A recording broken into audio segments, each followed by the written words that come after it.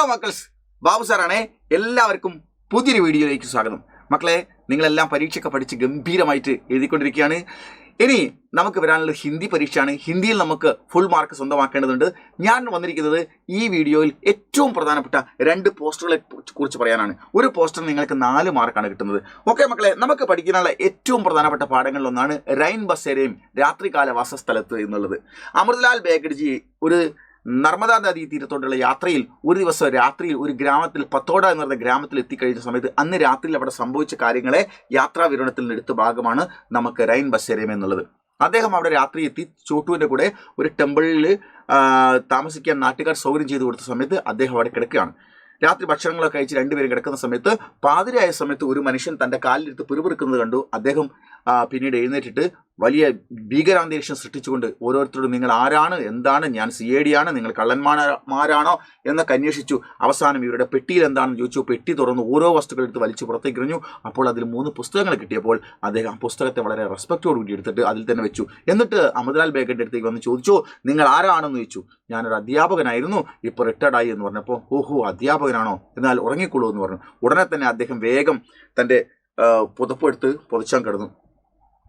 അദ്ദേഹം വിചാരിച്ചു ആ മനുഷ്യൻ പോയി എന്ന്. പക്ഷേ പിന്നീട് അദ്ദേഹം ഈ അമൃതലാൽ ബേഗഡാവുന്ന അധ്യാപകനായ ഗുരുനാഥൻ്റെ 2 കാലുകളും തിരുമ്പി കൊടുത്ത് കൈയും തിരുമ്പി കൊടുത്ത് അവസാനം തൻ്റെ കൈ തുറന്നിട്ട് കൈയുടെ മുഷ്ടിക്കകത്ത് അല്ലെ നർമ്മദാന്റെ മുഷ്ടിക്കകത്ത് 20 പൈസയുടെ നാണയം വെച്ചിട്ട് അദ്ദേഹം കടന്നുപോയി. വേഗം ചോട്ടു പോയിട്ട് ആ ജാലിവാല ദർവാസ ലോക്ക് ഡാല അല്ലേ, കള്ളികളായിട്ടുള്ള ഇരുമ്പോണ്ടുള്ള വാതിലടച്ചിട്ടു.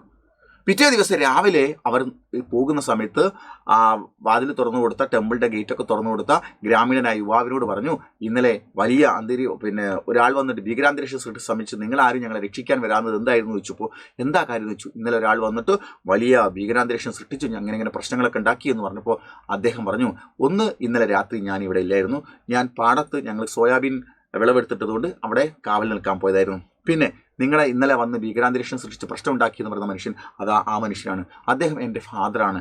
അദ്ദേഹത്തിന് ഇന്നലെ ഭ്രാന്ത് ഇളകുന്നൊരവസ്ഥ വന്നതാണ്, ഇടയ്ക്കിടയ്ക്ക് ഭ്രാന്ത് ഇളകും. പക്ഷേ ആരെയും ആക്രമിക്കുകയൊന്നുമില്ല. അതുകൊണ്ടാണ് അദ്ദേഹമായിരുന്നു ഇങ്ങനെ ഭീകരാന്തരീക്ഷം സൃഷ്ടിച്ചത്. പിന്നെ മാത്രമല്ല, അദ്ദേഹം എൻ്റെ ഫാദർ ഇന്നലെ ഇവിടെ ഇല്ലായിരുന്നു.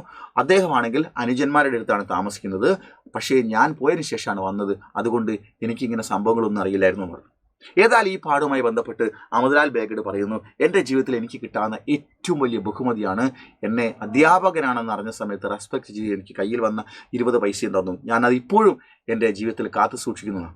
ഈ പാഠവുമായി ബന്ധപ്പെട്ട് നമുക്ക് ഗുരുനാഥന്മാരോടുള്ള റെസ്പെക്റ്റ് തന്നെ വർദ്ധിച്ചു വരികയാണ്. അപ്പോൾ ഈ പാഠവുമായി ബന്ധപ്പെട്ട് നിങ്ങൾക്ക് വരാവുന്ന ഒരു പോസ്റ്റർ ഇങ്ങനെയാണ്. സാധ്യതയുള്ള ഒരു ചോദ്യം ഇതാണ് മക്കളെ, നോക്കൂ. സിതംബർ 5 എന്ന് പറഞ്ഞാൽ എന്താണ്? സെപ്റ്റംബർ 5 എന്നാണ് അർത്ഥം. സിതംബർ 5 എന്ന് പറഞ്ഞാൽ എന്താ? സെപ്റ്റംബർ 5 എന്നാണ് അർത്ഥം. സിതംബർ 5 എന്താ പ്രത്യേകത? സിതംബർ 5ന്റെ പ്രത്യേകത എന്താ? ശിക്ഷക ദിവസേ, അത് അധ്യാപക ടീച്ചേഴ്സ് ഡേ ആണ്.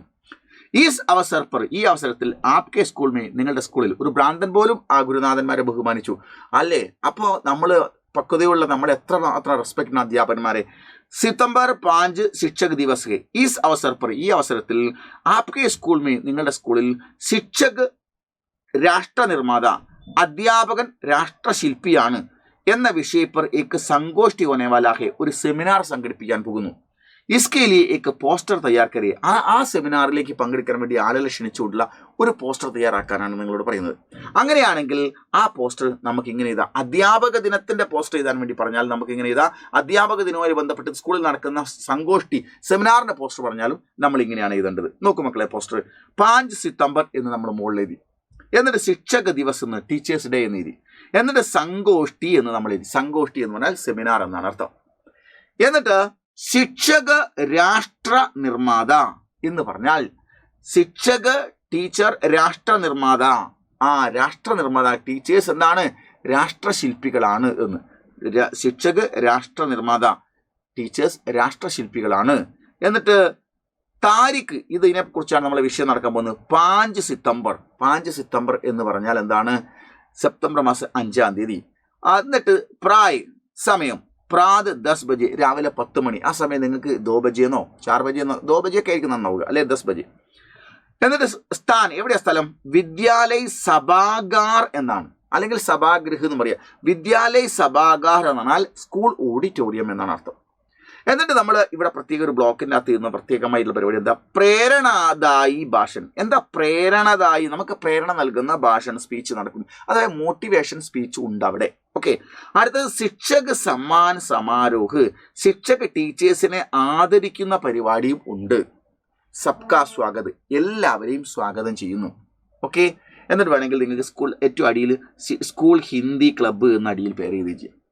ഇങ്ങനെ എഴുതി വെച്ചാൽ 4 മാർക്കിൻ്റെ പോസ്റ്ററായി. വളരെ പ്രധാനപ്പെട്ട പോസ്റ്റാണ്, ഒരു കാരണവശാൽ ഇത് മറന്നു പോയത് മക്കളെ. ഇത് വന്നാൽ നമുക്ക് എഴുതണം. ഓക്കെ. അതുപോലെ തന്നെ നമുക്ക് ക്വാർട്ടർലി ഭാഗത്ത് പഠിക്കാനുള്ള മറ്റൊരു പാഠമാണ് വൈറ്റ് കേപ്പ്, ലോകബാബുജിൻ്റെ വൈറ്റ് കേപ്പ്. കേശവ് എന്ന് പറയുന്ന ഒരു പയ്യൻ്റെ വളരെ കഷ്ടപ്പാട് നിറഞ്ഞ ജീവിതത്തെക്കുറിച്ച് നമ്മൾ ഈ പാഠത്തിൽ പഠിക്കുന്നു. അവനൊരു ഗ്രാമത്തിൽ വസിക്കുന്നു. അവിടുന്ന് ഗ്രാമത്തിൽ നിന്ന് അവൻ്റെ അപ്പനും അമ്മയും നഗരങ്ങളിലേക്ക് ജോലിക്ക് പോകുന്നു. സ്കൂൾ വെക്കേഷനിൽ എക്സാം കഴിഞ്ഞിട്ട് അവനും അവൻ്റെ മുത്തശ്ശനും അവിടെ കൊണ്ടുവച്ച് ആക്കി കൊടുക്കുന്നു. അങ്ങനെ അവിടുത്തെ സിറ്റിയിലെ ആളുകൾ, കുട്ടികളെല്ലാം ക്രിക്കറ്റ് കളിക്കുന്നു. കേശവ് അവനെ കളിയിൽ ചേർക്കാതെ അവനൊരു മരത്തിന് ചുവട്ടിലിരിക്കുന്നു. കാരണം എന്താണെന്ന് വെച്ചാൽ അവന് സ്വന്തമായി ബാറ്റില്ലാത്തത് കൊണ്ട് അവനെ കളിക്ക് കൂട്ടുന്നില്ല. ഓരോ ആളുകളും ബാറ്റ് ചെയ്യേണ്ടി വരുമ്പോൾ അവനവൻ്റെ ബാറ്റ് എടുത്താണ് ക്രിക്കറ്റ് കളിച്ചുകൊണ്ടിരുന്നത്. സത്യത്തിൽ എല്ലാവർക്കും കൂടി ഒരു ഒറ്റ ബാറ്റ് മതി. പക്ഷേ ഓരോരുത്തരും അവൻ്റെ ഊഴാകുമ്പോൾ അവനവൻ്റെ ബാറ്റ് എടുത്ത് കളിക്കും, അവനവൻ്റെ ബൗളിംഗ് സമയമാകുമ്പോൾ അവനവൻ്റെ ബോൾ എടുത്ത് കളിക്കും. പക്ഷേ കേശവൻ അതൊന്നും ഇല്ലാത്തതിന് അവനെ കളിയിൽ ചേർത്തിരുന്നില്ല. അങ്ങനെ കേശവ് ഒരു ദിവസം കുട്ടികൾ കളിച്ചുകൊണ്ടിരിക്കുന്ന സമയത്ത് 3ാം നിലയുടെ ബിൽഡിങ്ങിൻ്റെ മുകളിലേക്ക് ഒരു ബോൾ പോകുന്നു. ആ ബോളിൽ കേശവ് കയറി എടുത്തെറിഞ്ഞെടുക്കുന്നു. കുട്ടികൾ വളരെ സന്തോഷത്തോടുകൂടി കളിക്കുന്നു. അങ്ങനെ വീണ്ടും പന്ത് കാണാതായ സമയത്താണ് പന്തെടുക്കാൻ വേണ്ടി നോക്കുമ്പോൾ കേശവിനെ കാണാനില്ല. ആ കേശവിനെ തിരഞ്ഞ് ബിൽഡിങ്ങിൻ്റെ പിറകിൽ പോയി നോക്കുമ്പോൾ കേശവ് അവിടെ വീണ് കിടക്കുന്നുണ്ട്. കുട്ടികൾ പെട്ടെന്ന് അവനെ എടുത്ത് ഫ്രണ്ടിലേക്ക് കൊണ്ടുവരുന്നു. അങ്ങനെ ഓട്ടോ വിളിക്കാൻ ഏർപ്പാടുണ്ടാക്കുന്നു. അങ്ങനെ അവനെ ഹോസ്പിറ്റലിൽ കൊണ്ടുപോകുന്നു. പിറ്റേ ദിവസം അവരെല്ലാവരും കാണാൻ വേണ്ടി പോകാൻ തീരുമാനിച്ച സമയത്ത് ഉച്ച സമയത്ത് പോകാൻ തീരുമാനിച്ചു. അപ്പോഴേക്കും ഒരു ഓട്ടോറിക്ഷ വരുന്നു.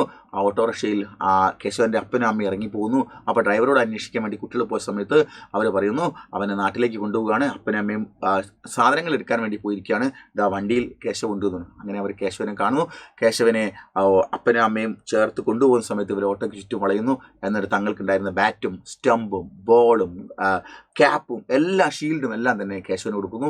എന്നിട്ട് പറയുന്നു നീ എത്രയും പെട്ടെന്ന് അസുഖമായിട്ട് മാറിയിട്ട് നാട്ടിൽ ഞങ്ങളെ ഇവിടേക്ക് തിരിച്ചു വരണം, ഞങ്ങളെ കൂടെ കളിക്കണമെന്ന് പറയും യാത്ര അയക്കുന്നു. അങ്ങനെയുള്ള വളരെ വികാരനിർഭരമായ സ്നേഹത്തിൻ്റെ ഒരു ഉന്നതമായ നിലവാരത്തിൽ പുലർത്തുന്ന ഒരു പാഠമാണ് മക്കളെ വൈറ്റ് കേപ്പ് എന്നുള്ളത്. ഈ പാഠവുമായി ബന്ധപ്പെട്ട് നിങ്ങൾക്ക് ചോദിക്കാവുന്ന ഒരു പോസ്റ്ററാണ്. ഇതാണ് ആ കുട്ടികളെല്ലാവരും കൂടി ഹോളിയുടെ സമയത്ത് ഹോളിയുടെ സമയത്ത് സ്കൂളിൽ നാട്ടിലൊരു ക്രിക്കറ്റ് ഫെസ്റ്റിവൽ നടത്താൻ വേണ്ടി തീരുമാനിക്കുന്നുണ്ട് അല്ലേ. അവസാനം അത് നടത്താൻ പറ്റാതായി അതിനു വേണ്ടി പ്രാക്ടീസ് ചെയ്യുമ്പോഴാണ് കേശവന് അപകടം പറ്റുന്നത്. പിന്നെ അവരെല്ലാ സാധനങ്ങളും ഷീൽഡും ബാറ്റും പാഡും ബോളും ഒക്കെ വൈറ്റ് കേപ്പൊക്കെ കേശവന് കൊടുത്തയക്കുകയാണ് ചെയ്യുന്നത്.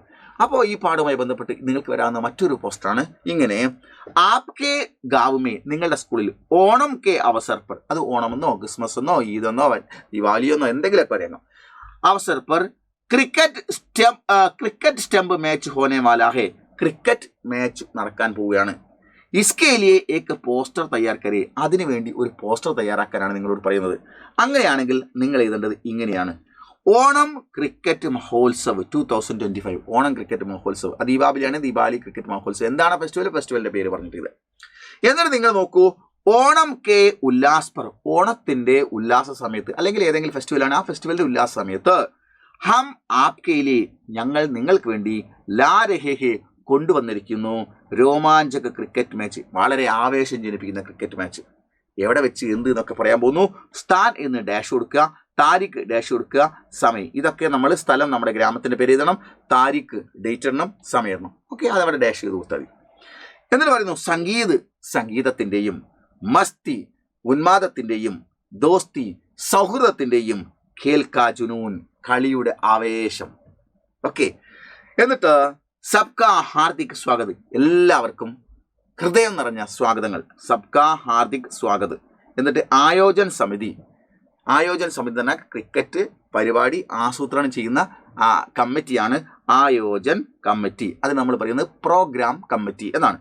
പ്രോഗ്രാം കമ്മിറ്റി ഗാവ് കാ നാം, ആ ഗ്രാമത്തിലെ പ്രോഗ്രാം കമ്മിറ്റിയുടെ പേര് വരുമ്പോൾ നിങ്ങളിപ്പോൾ programme committee Thiruvananthapuram, programme committee Ernakulam എന്നൊക്കെ എഴുതുന്ന പോലെ അങ്ങനെയാണ് നമ്മൾ ആ പേര് എഴുതുന്നത്. ഇങ്ങനെയാണ് നമുക്ക് ഈ പരീക്ഷയിൽ വരാവുന്ന സാധ്യതയുള്ള ഏറ്റവും പ്രധാനപ്പെട്ട 2 പോസ്റ്റാണ്. വരികയാണെങ്കിൽ നമ്മൾ ഇതാണ് വരേണ്ടത്.